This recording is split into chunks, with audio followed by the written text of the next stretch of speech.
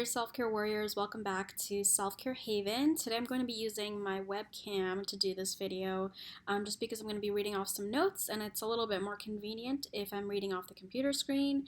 So this video is going to be about the things that covert narcissists and sociopaths do differently from their more overt counterparts, right? Because we all know that overt narcissists and sociopaths are a lot easier to pinpoint, are a lot easier to detect in our midst. Remember is that overt psychopaths and sociopaths punish you explicitly through verbal assault, through verbal put-downs, through physical assault, through sexual assault. However, covert sociopaths and narcissists, while they may engage in those behaviors from time to time, their main power play relies on mind games, relies on covert control, relies on underhanded methods of sabotage and stealth control. So what they will do is they will plant seeds of self-doubt in your mind. They will covertly put you down.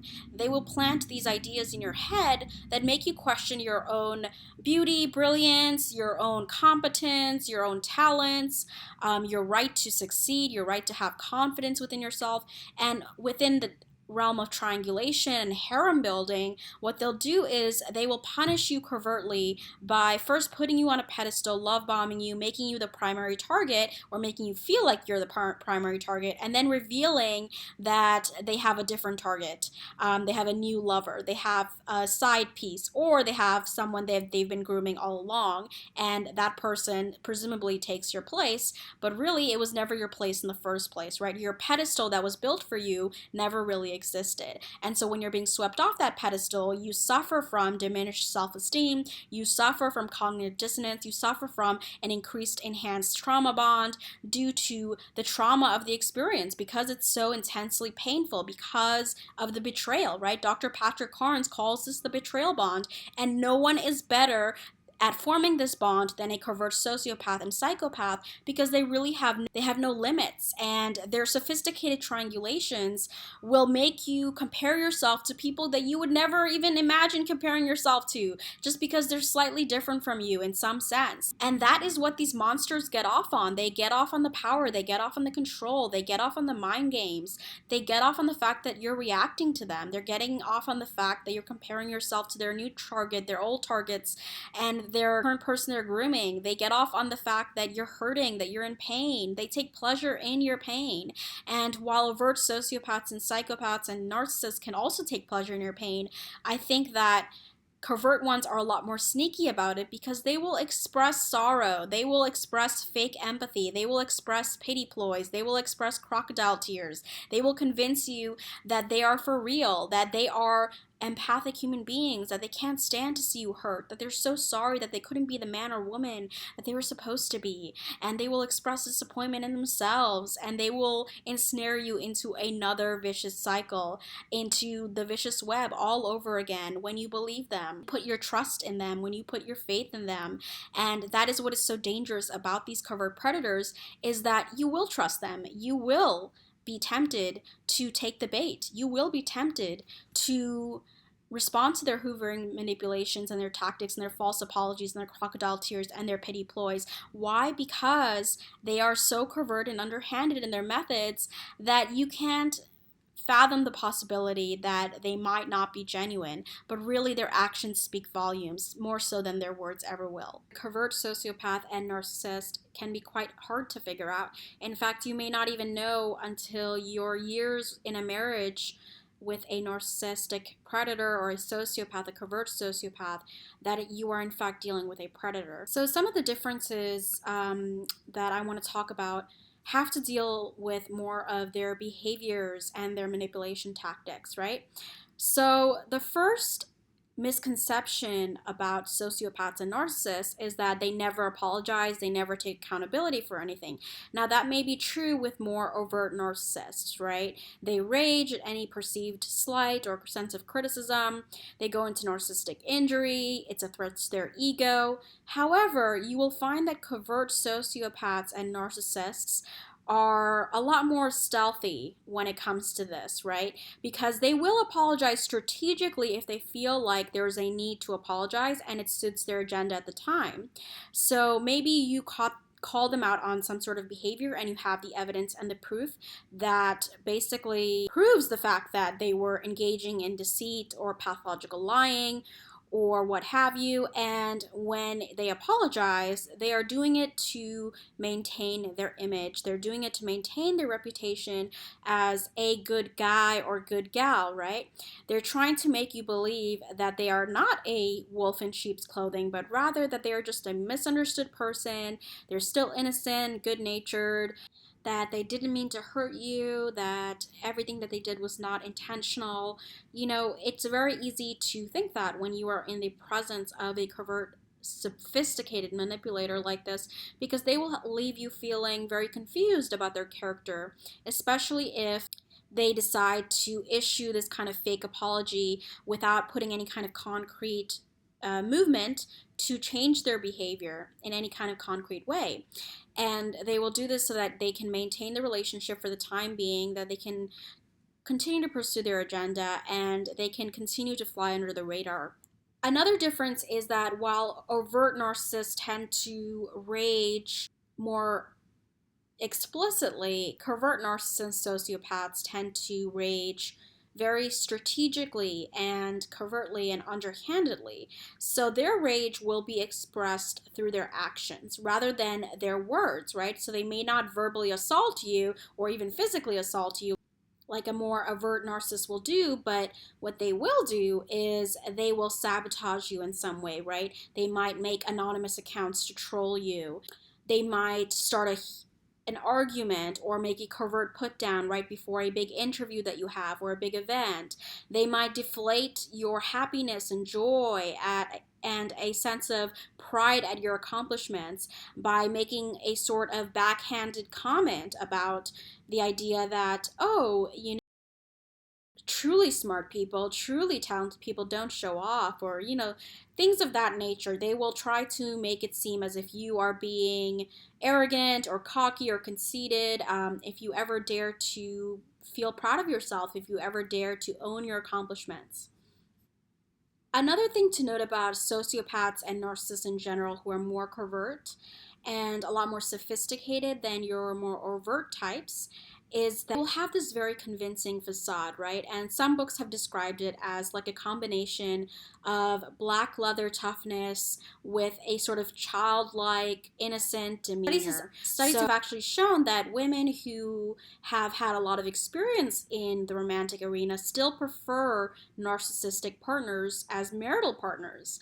And it's usually because of this kind of alluring demeanor, this sense of confidence mixed with childlike innocence. They have this devil may care attitude about them, but they also combine it with this sort of childlike innocence, which makes us feel sorry for them, which makes us want to protect them, because as human beings, we gravitate towards those types of people who are very innocent and pure and seemingly good-hearted. So they are able to pull off that demeanor and that facade in a much more convincing manner than someone who is an overt narcissist.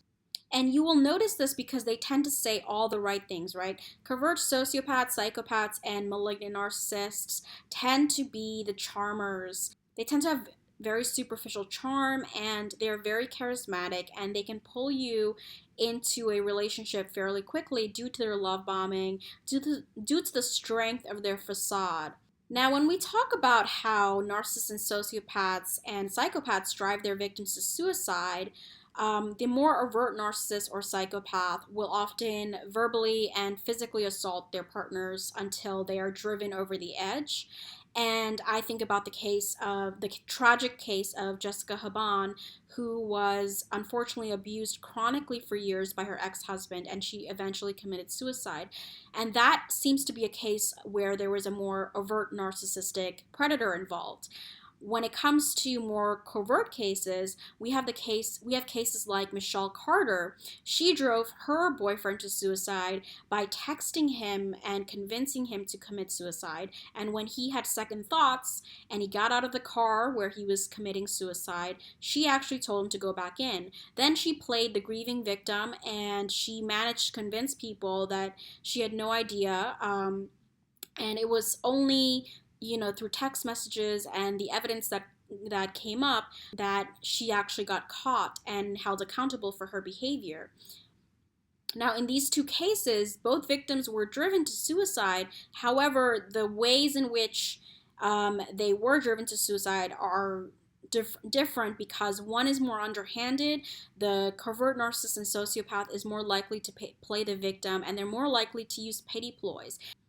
The pity ploy is a huge factor when it comes to covert narcissists and sociopaths. They use it to a very large extent in order to gain your trust, and whenever you try to call them out on their behavior, you'll suddenly find yourself feeling sorry for them and you won't understand why. It's because they'll usually say something like, "Oh, I'm just really struggling right now. I'm so sorry for what I did to you, but I'm just really struggling right now with this and that." And they will, call to mind illnesses, fake emergencies. They will create elaborate tales just to get out of being held accountable for their behavior. And of course, as empathic human beings, we tend to fall for the pity ploy time and time again. I mean, even experts can be duped. If you've ever read any of Robert Hare's interview, Dr. Robert Hare is the creator of the psychopathy checklist, and he himself says that he's been duped by psychopaths because they're so convincing and they have nothing to lose. So their ability to lie with such ease is a no-brainer for them. And for us, it takes us a lot of effort to even lie in the first place, right? Because we have to deal with a lot of cognitive dissonance. We have to deal with guilt and shame and our conscience. They don't have to deal with that. They are conscienceless. They have no remorse. They have no conscience. And many are able to pass lie detector tests. They're able to show no startle response. Their brains are wired differently if they're psychopathic. They have gray matter abnormalities in the brain which relate to pro-social reasoning and moral reasoning and conscience. So that lack of conscience allows them to really commit any type of crime that is convenient to them, whether it is covert murder with clean hands, such as driving the victim to suicide, or actual murder. And they will have no qualms about blaming other people for their crimes. So for example, in the case of Chris Watts and Shannon Watts, when Chris blamed his wife for killing the children, even though he buried his children in oil wells. And obviously, this was not a man who snapped. This was a man who had been planning this all along. Similar to the case of Scott Peterson, who we talked about in an earlier video, who wanted to lead a new life with his mistress, and he believed that he was going to get away with killing his pregnant wife, Lacey Peterson, and he was overheard by the police officers talking to his mistress while at the candlelit vigil for Lacey Peterson with absolutely no remorse whatsoever, pretending that he was in Paris, pretending that he was in Europe, pretending that he was a successful businessman, creating these elaborate lies. And that's another thing you'll get with covert sociopaths and psychopaths, is that they lead these elaborate double lives, and it can take years and even decades to uncover. There are people in marriages with covert psychopaths right now, I guarantee you, who are being duped. They have no idea that their husband or wife is cheating, having these numerous affairs. And much like the Scott Peterson case and Chris Watts case, these types of predators are able to hide their affairs and their indiscretions quite well, and you are prone to believing them because of their convincing facade.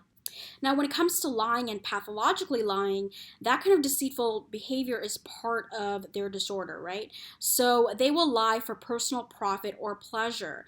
They want to con others not only because it suits their agenda, but also because it just gives them that sense of duping delight, that sense of sadistic pleasure. So when Scott Peterson made up that elaborate lie about being in Paris to his mistress, Amber Fry, on the phone at his wife's candlelit vigil, he got this sense of duping delight. When Chris Watts was doing that weird interview about where his wife and children were and whether or not they had been fighting, he had this smirk on his face, and he was able to lie to the reporter's face. Even though he wasn't as convincing, I would say, as Scott Peterson was, he definitely had that kind of duping delight. He definitely had that kind of sadistic pleasure.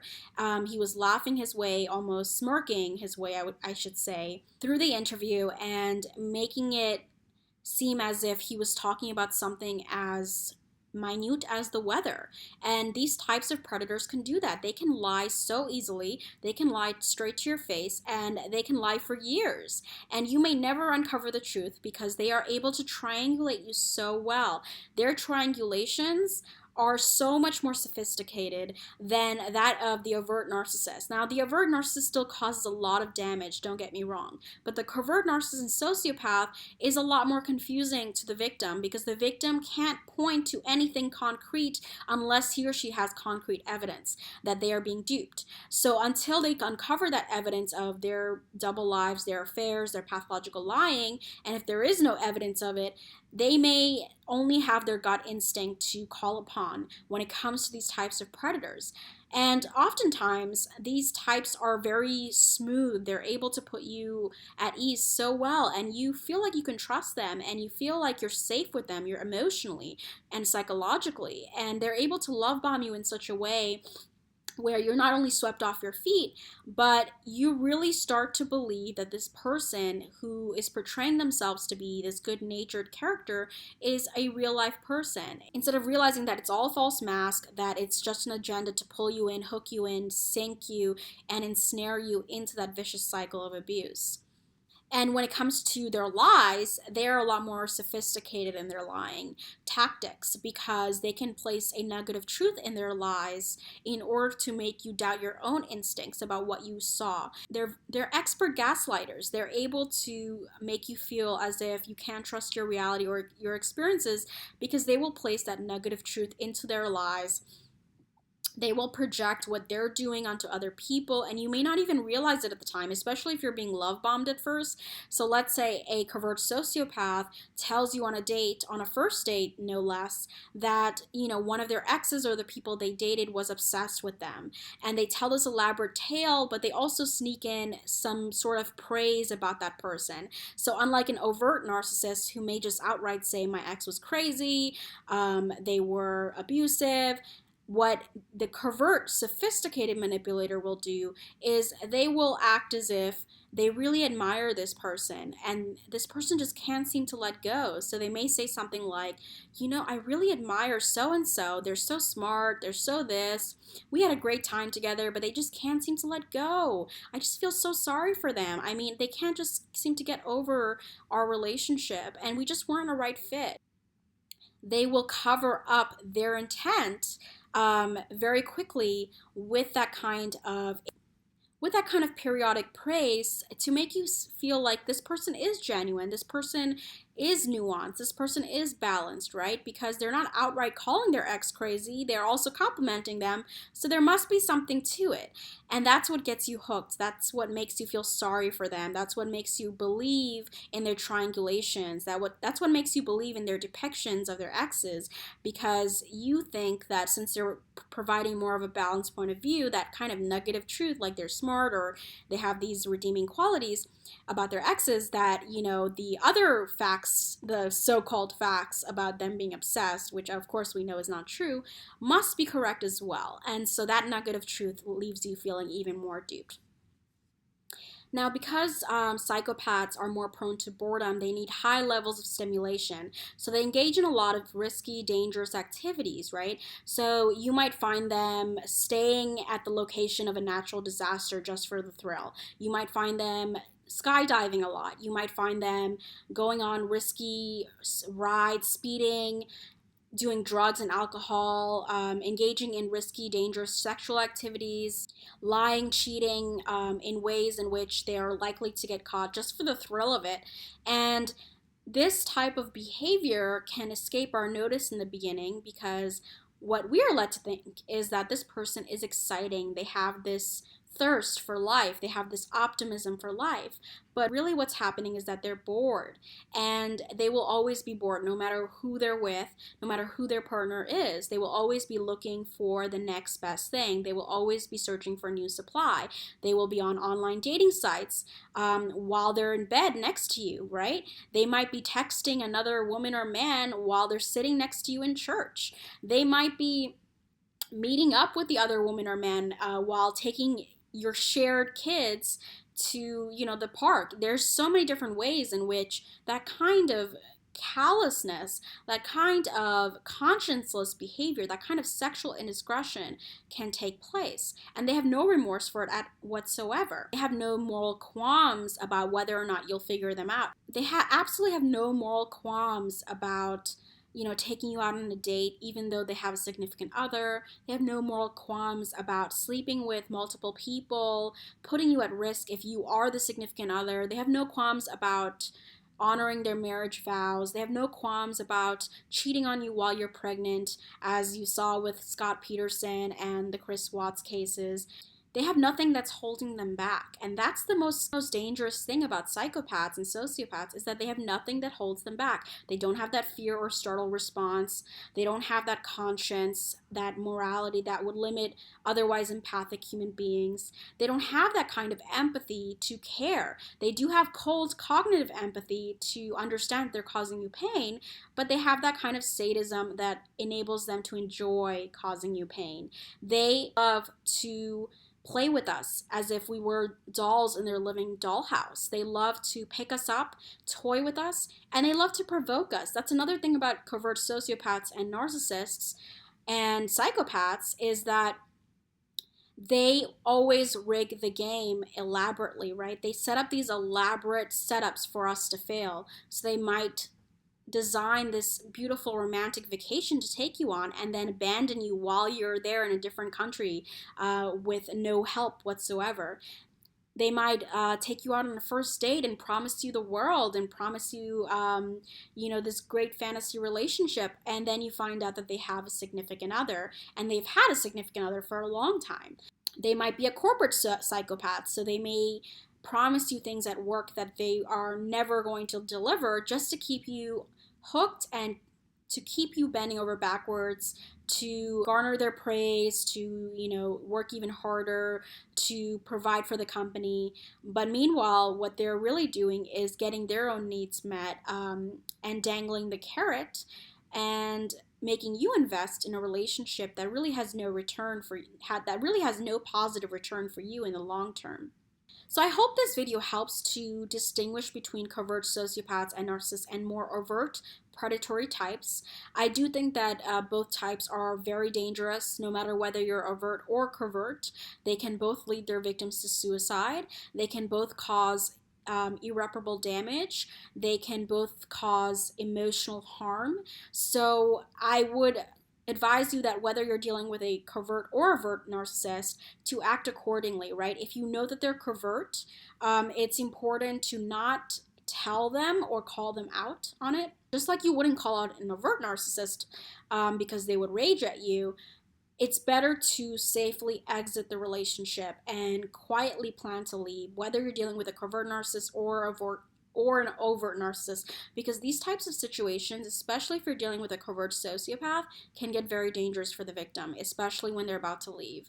So really, if you are planning to leave, don't avoid face-to-face confrontation if possible. If they notice that you're changing in your behavior or your attitude towards them, just try to keep things very neutral. Don't tell them about what you are realizing about their behavior or their personality, because they're just going to further gaslight you. They might even turn violent and might even escalate. Who knows? I mean, it's very possible with these types. They are capable of anything and everything because they have no conscience. So how can you really trust them to not commit that kind of violence if they needed to? Rather, make use of your resources, community resources, visit community centers for domestic violence, speak with a therapist, speak with a lawyer who is well versed in narcissistic personality disorders and antisocial personality disorder. Speak with support groups and forums, and try not to leave a trace when it comes to that. Secure your finances and quietly remove yourself and go to a safe place. Make a safety plan. If you are dealing with someone like this, it is very important to consider your own safety first. You don't need the validation of a narcissistic predator like this in order to leave the relationship, and they will do everything possible to ensure that they strengthen that trauma bond that's keeping you hooked. So the longer you stay, the harder it can be to leave. So if you are planning to leave, do so quietly and as quickly as you possibly can. As quickly as you can, to get everything in order for yourself. I hope this video helps, and if you have more traits and behaviors you would like to point out about things that you've noticed that distinguish covert sociopaths and narcissists from the more overt predators, please leave a comment in the comment section below. I'll talk to you guys soon, and until next time, take care. Be sure to check out my #1 best-selling book, Becoming the Narcissist Nightmare: How to Devalue and Discard the Narcissist While Supplying Yourself, a #1 bestseller in personality disorders. Also be sure to check out my book, Power: Surviving and Thriving After Narcissistic Abuse, a #1 bestseller in applied psychology.